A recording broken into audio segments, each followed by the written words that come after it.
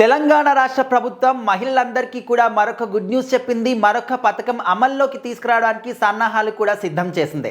So ఇప్పటికే free bus పథకం కావచ్చు, అదేవిధంగా 500కి గ్యాస్ సిలిండర్ కావచ్చు, మహిళల కోసం పాటుపడుతూ ఉన్నారు.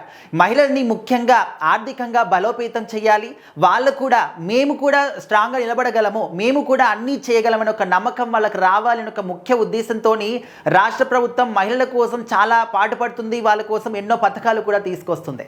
సో ఇప్పుడు మరొక గుడ్ న్యూస్ తీసుకుందన్నమాట. అందరూ కూడా దీని పట్ల హర్షం వ్యక్తం చేస్తూ ఉన్నారు.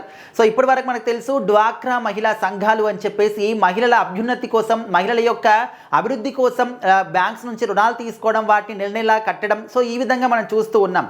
అండ్ ఇందులో ఏంటంటే మహిళలు ఎవరైతే రుణం తీసుకున్నారో బ్యాంక్ నుంచి డ్వాక్రా మహిళా సంఘం ద్వారా, ఒక మహిళ చనిపోతే ఆ ఒక డబ్బుని కుటుంబ సభ్యులు పే చేయాల్సి ఉంటుంది.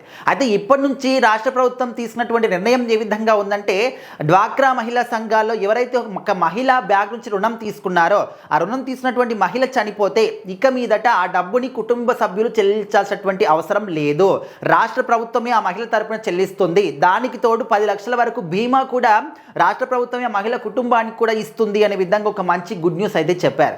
ఎందుకంటే అందరూ కూడా ఉన్నవాళ్ళు ఉండరు, అందరూ కూడా లేని వాళ్ళు కూడా ఉండరు. సో ఆల్మోస్ట్ డ్వాక్రా మహిళా సంఘాల ద్వారా బ్యాంక్ నుంచి రుణం తీసుకునే వాళ్ళు మధ్యతరగతి వాళ్ళు, లేని వాళ్ళు, కింది స్థాయి వాళ్ళే ఉంటారు.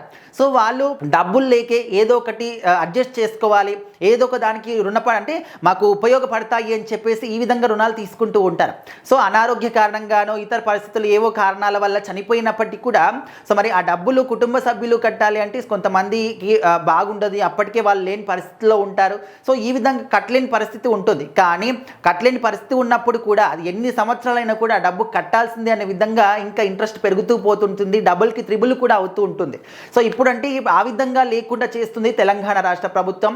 ఖచ్చితంగా ఆ రుణం తీసినటువంటి మహిళ చనిపోతే రాష్ట్ర ప్రభుత్వమే తన తరపున డబ్బుని కడుతుంది, అదేవిధంగా 10 లక్షల వరకు బీమా కూడా ఇస్తుంది. సో మరి ఇంత మంచి నిర్ణయం చెప్పిన తర్వాత మహిళలందరూ కూడా చాలా హర్షం వ్యక్తం చేస్తూ ఉన్నారు, రాష్ట్ర ప్రభుత్వాన్ని కొనియాడుతూ ఉన్నారు. సో మరి ఈ నిర్ణయం పట్ల మీరేమో అనుకుంటున్నారు ఖచ్చితంగా కామెంట్ చేయండి.